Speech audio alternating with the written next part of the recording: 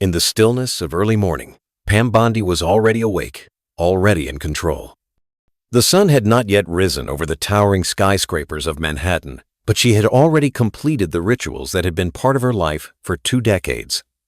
In her corner apartment, high above the pulsing city, Pam sat quietly, a cup of jet-black coffee in front of her. No sugar, no milk, just the sharp, bitter taste that matched the clarity of her thoughts. At 5:30 a.m., Pam Bondi didn't need an alarm to wake her. She had spent the last 20 years training herself to rise before the world did. It wasn't just about habit. It was about preparation, mental, physical, and emotional.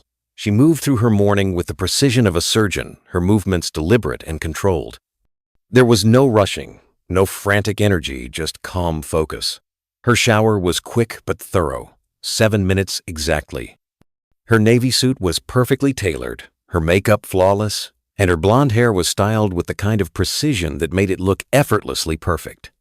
Power, after all, was never about performance. For Pam, it was her default setting. Today, the stakes were higher than ever. As the sunlight started to filter through the window, Pam sat at her sleek, modern desk and reviewed her closing statement for the 10th time. Each word was chosen with care. Every pause was deliberate, like a loaded gun. She didn't need to raise her voice in court. Her authority came from consistency and a reputation built on a lifetime of unwavering professionalism. Outside her window, the city of New York was waking up, but Pam wasn't distracted. Her focus remained solely on what lay ahead. Senator Travis Halford, a seasoned Republican from Arizona, stood accused of embezzling $2.8 million from his campaign funds money that was supposed to be used for town halls and voter outreach, quietly rerouted into luxury condos and shell companies. This case wasn't just about the money, though. It was about something much more vital: credibility. Her credibility. The credibility of the Department of Justice, and the credibility of the legal system that many feared was becoming a hollow shell easily manipulated by the powerful. As the morning unfolded, Pam's assistant, Eli Mercer, entered the room. His young face, usually composed, now betrayed his concern. "The media is already outside," he said, holding a legal pad, his voice tight. "CNN, Fox, Mississippi. The calls are already pouring in." Pam didn't look up from her papers. "Good," she replied, her voice calm, unaffected. "They'll get a show." Eli hesitated for a moment, clearly worried. "Did you sleep at all?" "Rest is for the indecisive," she answered, standing up. "Let's go." Her heels clicked against the marble floor, each step purposeful, as if the very sound marked the beginning of something monumental. The black SUV was waiting for her, parked on the curb with a security team standing at attention. As she walked past, they saluted her without question. It was just another day, another battle to fight. The drive through Manhattan was uneventful. Pam remained silent, her gaze steady, her mind already in the courtroom. When they pulled up to the Southern District of New York's federal courthouse, the air felt thick with anticipation. The crowd outside was larger than usual. Protesters waved signs, reporters jostled for position, and cameras flashed like lightning. But Pam didn't flinch. She stepped out of the car, her eyes straight ahead, unfazed by the chaos around her. A photographer shouted, "Miss Bondi, do you really think you can take down Senator Halford?" Without breaking stride, Pam responded, "I'm not here to think. I'm here to prove." Inside the courthouse, the atmosphere was just as tense.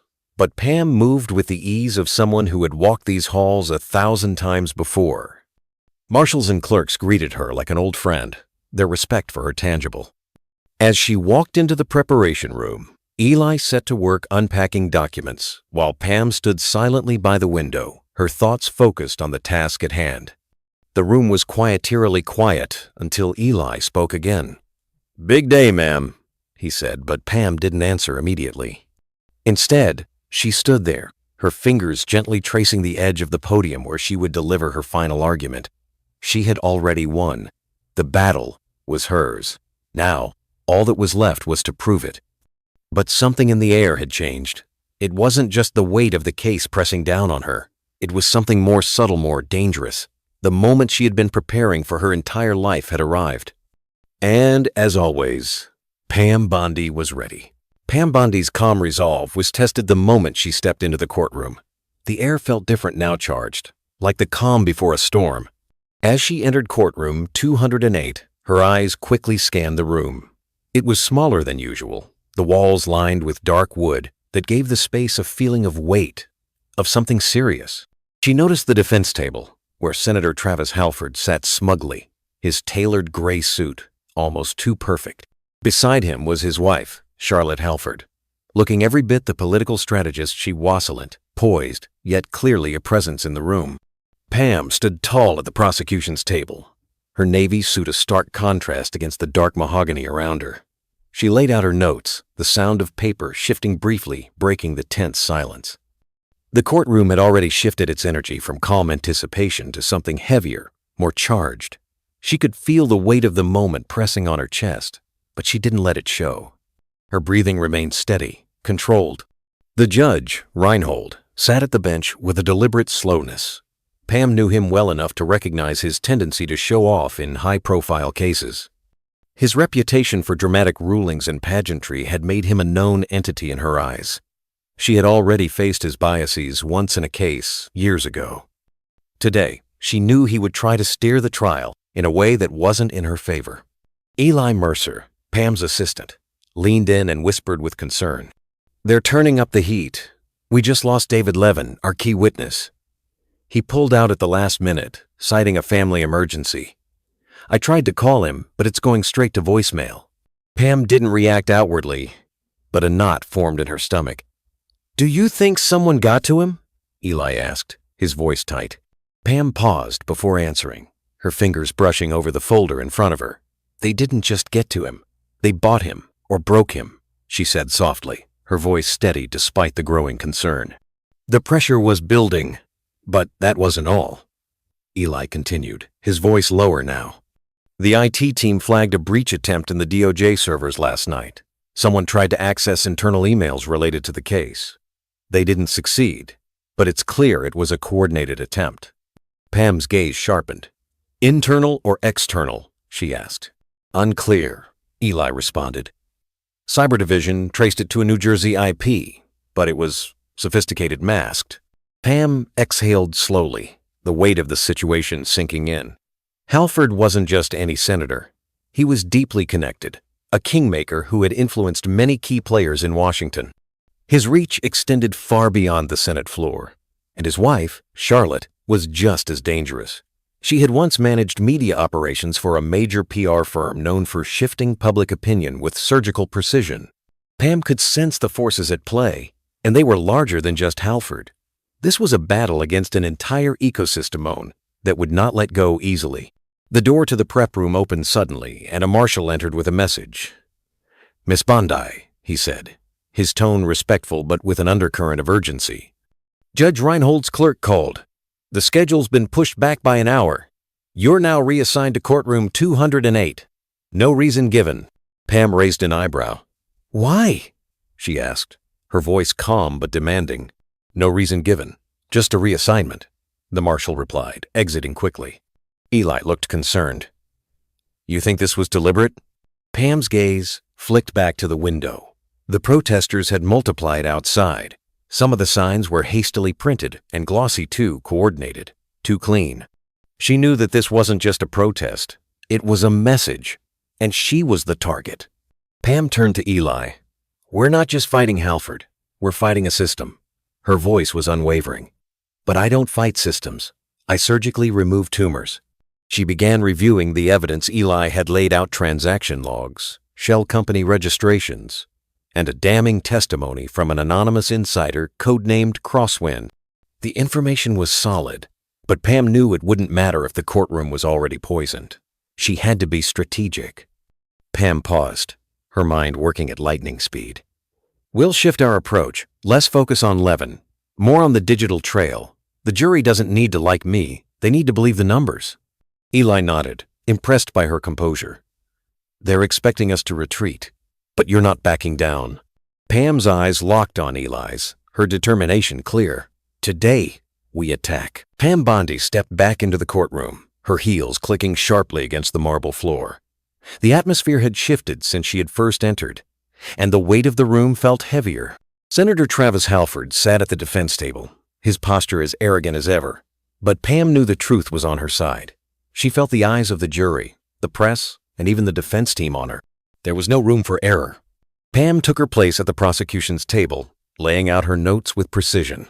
She glanced over at the judge, Reinhold, who was seated at the bench with his usual air of authority. Pam had dealt with him before, and she knew he liked to play the part of the grand performer in the courtroom. He wasn't corrupt, but his rulings often leaned toward the dramatic. Pam would not let him control the narrative today. The trial began in earnest, and Pam rose to make her opening arguments. She didn't waste time with theatrics. Her voice was steady, clear, and unwavering. She laid out the details of the case Halford's misuse of campaign funds, the wire transfers, the luxury condos. She didn't need to scream or shout. The facts spoke for themselves. But just as the momentum seemed to build in her favor, Pam sensed a shift. A marshal entered the courtroom, walking quickly toward the judge. The murmurs in the room grew louder, and the tension ratcheted up another notch. Judge Reinhold glanced at the marshal before addressing the courtroom. "There will be a short recess," he announced, his tone firm. "We will reconvene in 10 minutes. Pam didn't flinch. She knew exactly what was happening. This wasn't an ordinary recess. It was a disruption, a tactic to throw her off course. She turned to Eli Mercer, her assistant, who had been standing silently beside her. His face was tight with concern. "They're trying to shake us," Eli whispered, his voice barely audible. "The media's already spinning the story. They've got reports about outbursts in the courtroom. They're painting this as a circus." Pam exhaled slowly, refusing to let the pressure show. Let them. The truth doesn't need a story. It speaks for itself. When the recess ended, Pam returned to the prosecution's table with her mind already working. She knew this was only the beginning. The defense team had already tried to undermine her with rumors and distractions, but Pam wasn't about to let that sway her. The evidence was too strong. The truth was too clear. The defense team had no idea what was coming. Pam had kept one crucial piece of evidence hidden until the right moment. As the room fell silent again, Pam stood and presented an audio recording Halford's voice, clear and unmistakable, discussing how to funnel campaign funds into offshore accounts under the guise of a donor fund. The courtroom was silent. Pam's voice, calm and firm, filled the space. "This is not political. This is what theft looks like when it wears a tailored suit." The defense team shifted in their seats. Halford's confident posture faltered slightly, and Pam could see his facade cracking. The jury's eyes were fixed on her now, and Pam could feel the tide turning in her favor. But just as she thought she had the upper hand, Charlotte Halford, the senator's wife, rose from her seat. Without warning, she stormed toward Pam and slapped her across the face. The room froze. The sound of the slap echoed through the courtroom. Pam didn't flinch. She stood still, her hand at her side, a red mark beginning to form on her cheek. Charlotte's face was flushed with anger as she screamed, "Liar!" For a moment, time seemed to stop. Even Judge Reinhold was momentarily stunned. The chaos was palpable, but Pam's composure remained unbroken. She didn't let the outburst rattle her. Instead, she bent down and calmly picked up the envelope Charlotte had thrown at her feet. "Tell them about these," Charlotte shouted, pointing to the papers in Pam's hand. "You fabricated everything." Pam held up the envelope for the courtroom to see. "You see, this," she said, her voice steady, "is a distraction.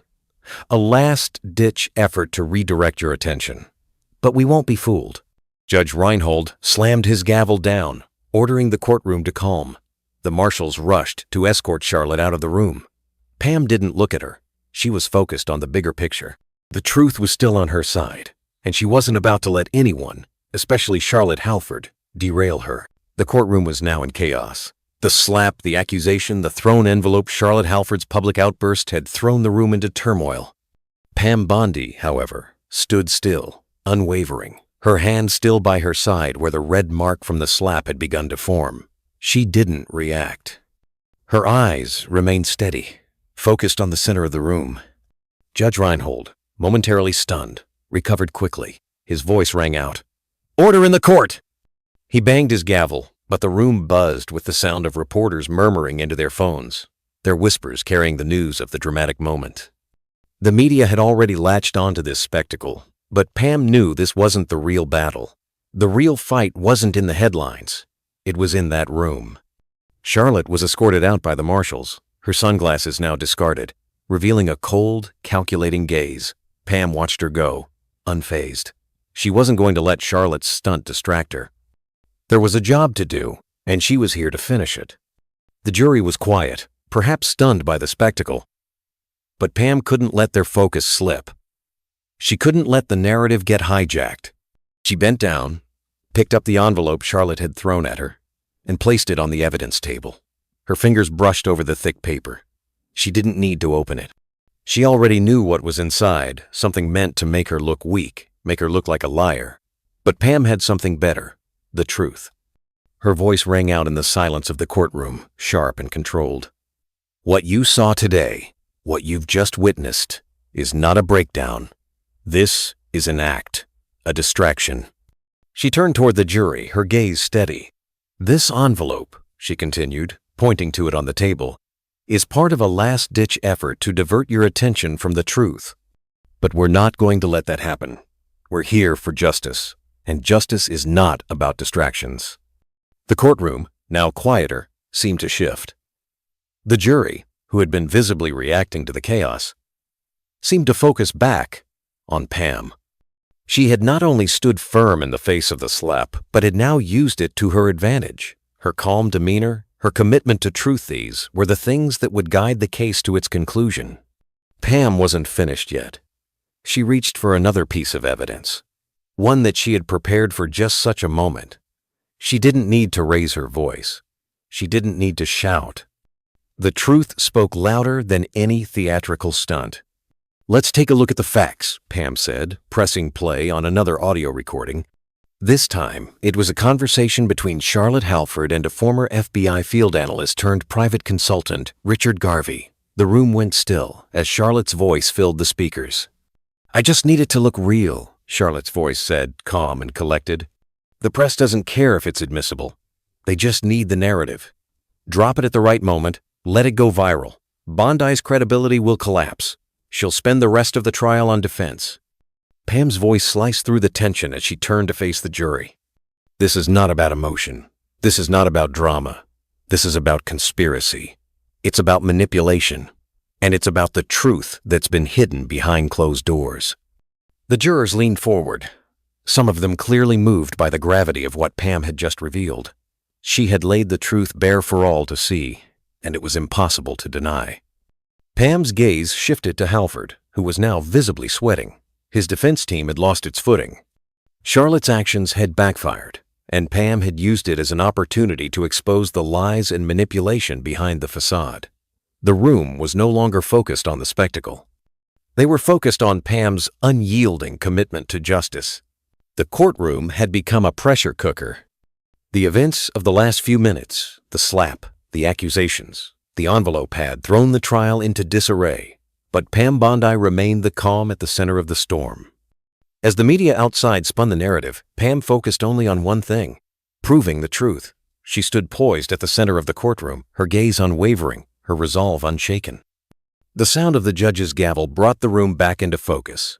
Court will reconvene, Judge Reinhold announced, his voice laced with an edge of authority. The jurors filed back into their seats, their expressions hard to read. The tension in the room was palpable. But Pam didn't flinch. She was no longer just the prosecutor. She was the embodiment of the truth they needed to hear. Pam had anticipated every move, every distraction, and now it was time for her to take control. The defense had already tried to use theatrics to distract the jury using Charlotte's outburst as a smokescreen. But Pam knew better. She had prepared for moments like this. She moved to the center of the room, her voice calm but commanding. What happened here today? What you saw in this courtroom wasn't a breakdown. It wasn't a moment of weakness. Pam glanced briefly at Charlotte's empty chair. It was a distraction, a desperate attempt to turn your attention away from the truth. The jury shifted in their seats, the room still. The weight of Pam's words landed heavily in the silence. She didn't need to shout to rise above the chaos. The truth spoke for itself, and it was louder than any slander or distraction. "Let's look at the evidence," she continued, her voice steady, her eyes fixed on the jury. She picked up a sealed evidence bag, holding it up for them to see. "What we have here is proof. Clear, undeniable proof that Senator Halford didn't just break the law, manipulated the entire system. And the reason we're here today is because of people like him, people who think they can control the narrative and get away with it." She opened the bag carefully, revealing a hard-drive and authenticated DOJ archive. She had it delivered that morning through secure channels, prepared in anticipation of just this moment. She didn't need to say much. The evidence would speak for itself. Pam placed the hard drive on the table and hit the play button on the audio file she had queued up. The courtroom went silent as Charlotte Halford's voice filled the speakers. "We just need it to look real. The press doesn't care if it's admissible. They just need the narrative. Drop it at the right moment and Bondi's credibility will collapse." Pam's voice cut through the recording. "What you just heard is not just manipulation. It's a coordinated effort to destroy a federal investigation, and it's time for us to expose it." The room was silent. The jury was no longer looking at Pam with doubt. They were looking at her with a newfound respect, and perhaps even awe. Pam didn't need to yell or raise her voice. She didn't need to make grand speeches. She had laid out the truth, clear as day, and it was undeniable. Pam turned back to face Halford, her expression cold. He was sweating now. The smug confidence he had once carried, now replaced by uncertainty. The defense team had nothing left to throw at her. They had tried every trick in the book, but Pam had anticipated each one. She had outmaneuvered them all. The final piece of the puzzle was falling into place. Pam's strategy was working. The tide had turned, and the defense's case was unraveling. The truth, once obscured by lies and distractions, was now in the spotlight. As she returned to her seat, Pam couldn't help but feel a sense of satisfaction. It wasn't about winning for the sake of winning. It was about ensuring that justice was served, that the truth was finally heard. And as the jury watched her, she knew they could see it too. The courtroom was still buzzing, the weight of what Pam Bondi had just revealed hanging heavy in the air. The recording of Charlotte Halford's voice, the hard drive containing irrefutable evidence, all of it pointed to one undeniable conclusion. The Halford family was at the center of a well-orchestrated scheme to manipulate the system. Pam had flipped the script, forcing the truth into the open with surgical precision. Now, it was time for the final act. Pam stood tall at the prosecution's table, her hands steady as she turned to face the jury. Her voice, calm and composed, filled the room. "The evidence is clear. What you've just heard is not just a betrayal of trust. It's a direct attack on the integrity of this courtroom and the legal process itself." The jury listened intently, their eyes locked on Pam, absorbing every word. She had their full attention now. There was no turning back for Halford or his defense team. Pam continued, her tone resolute. "Senator Halford may have thought he could buy his way out of this, manipulate the system, and escape justice. But today, in this room, we are reminded that the law applies to every Oneno, matter their power, no matter their connections." Pam paused for a moment, letting the weight of her words sink in. She knew this was her moment, the turning point where the jury would decide whether to believe the truth or fall victim to the web of lies spun by the defense. She turned her gaze to Halford, who now appeared visibly shaken. The confident politician who had strutted into the courtroom like a king, certain that his influence could shield him, now seemed like a man cornered. His posture had slumped, his hands fidgeting nervously on the table. Pam's gaze softened just slightly. This wasn't about winning a personal victory. It was about something bigger. Restoring faith in the system, in the idea that truth and justice would ultimately prevail, even when those in power tried to subvert it. The defense tried to distract you with theatrics, with accusations and outbursts. But those tactics have only shown us what the Halford family is really afraid of: truth. Pam continued, her voice unwavering. "When the truth is exposed, the lies begin to fall apart. And now, we have the truth." Her words hung in the air as the jury sat in rapt attention, their faces stern, absorbed by the gravity of what Pam had just laid out. Pam could feel the energy in the room shift, the balance tilting in her favor. The defense had lost its grip. The false narrative had shattered. Just as Pam finished her statement, the door to the courtroom opened, and a familiar face stepped in. It was David Levin, the key witness, who had earlier disappeared from the trial. He entered the room with hesitant steps, his expression heavy with regret. Pam's eyes locked with his for a moment, recognizing the weight of what he had come to do. His presence here, now, would be the final blow to the defense's case. Levin slowly approached the witness stand, his hands trembling as he took the oath. "I've come forward because I couldn't live with myself anymore," he said, his voice raw. "I was pressured not to testify. I was told there would be consequences if I did. But Miss Bondi never fabricated any evidence. She never threatened anyone. I gave her the truth. And that truth is what brought me here today." The courtroom went completely silent. Pam's face remained neutral. But inside, she felt a surge of relief. Levin's testimony had broken the defense's hold on the case. The truth was now undeniable, and it came from someone who had been too afraid to speak until now. Judge Reinhold leaned forward, his voice cutting through the stillness. "Mr. Levin, are you saying you were threatened into silence?" "Yes, Your Honor," Levin replied, his voice gaining strength. "By people from the senator's inner circle. I was told that if I cooperated, I'd lose everything." The bombshell had been dropped. Pam didn't need to say another word. The defense's argument had crumbled. The jury now had the final piece of the puzzle, and it was clear who had been manipulating the truth all along. Pam stood tall, her resolve stronger than ever. She didn't need to make grand gestures. She had done her part. The evidence was laid bare, the truth exposed, and now it was in the jury's hands. The tension in the courtroom reached its peak as the trial entered its final phase. Pam Bondi, after all the strategic maneuvers and challenges, stood poised before the jury. The evidence was irrefutable. The defense had failed to undermine her. The testimonies had lined up, each piece of the puzzle falling into place. But now came the moment of truth, the verdict. The jury had been deliberating for what felt like hours, though, in reality, it was only a matter of minutes. Pam sat in silence, her gaze steady, her mind focused. She wasn't looking for victory. She wasn't looking for applause. She was looking for justice, for the truth to be heard, and for the law to be upheld. The court was silent as the jury returned to their seats. Judge Reinhold's voice broke the stillness. "Will the jury foreperson please stand?" The room seemed to hold its breath as the foreperson stood and turned to face the judge. The moment stretched on, each second feeling like an eternity. Finally, the foreperson spoke, his voice clear and firm. "We, the jury, find the defendant, Senator Travis Halford, guilty on all counts." The words rang out, breaking the tension like a thunderclap. Pam didn't flinch. She had known what the outcome would be, had fought for it every step of the way. But hearing the words spoken aloud still carried weight. It was a victory for the law, a victory for truth, and most importantly, a victory for the people who believed in justice. Senator Halford, who had walked into the courtroom with confidence, now sat motionless.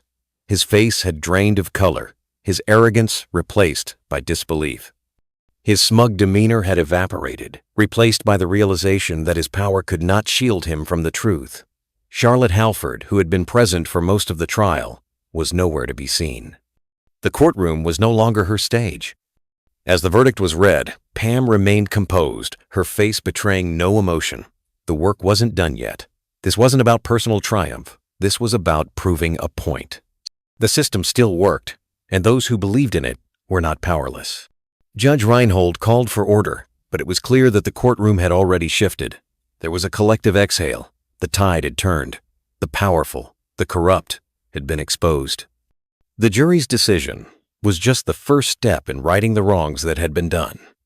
Pam's team gathered around her as she made her way out of the courtroom, her steps steady, purposeful. Eli, her assistant, was the first to speak. "We did it. You did it." Pam simply nodded, a brief smile tugging at the corners of her lips. "No, Eli, we did it. All of us." Outside the courthouse, the press had gathered in full force. The cameras flashed as Pam stepped out, her navy suit cutting through the bright lights. The reporters were clamoring for her attention. But Pam didn't stop. She walked past them, her face still calm, her steps unwavering. She had done her job, and the world would know the truth. The victory wasn't just hers. It belonged to everyone who had ever felt the weight of power used unjustly against them. The victory belonged to those who still believed in the law, in integrity, and in the power of truth to overcome lies. As Pam entered the black SUV, the door closed behind her with a soft thud. Eli was already sitting inside, scrolling through his phone. "It's everywhere," he said, his voice a mix of admiration and disbelief.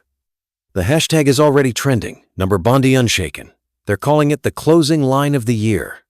Pam leaned back in her seat, the weight of the day settling into her bones. She had done what she came to do. The battle wasn't won with theatrics or grand gestures. It was won with patience, with silence when needed, and with the quiet certainty that the truth would always rise above the noise. "They can smear you," Pam said softly, looking out the window as the city passed by. "They can strike you, but if you hold the truth, you haven't lost."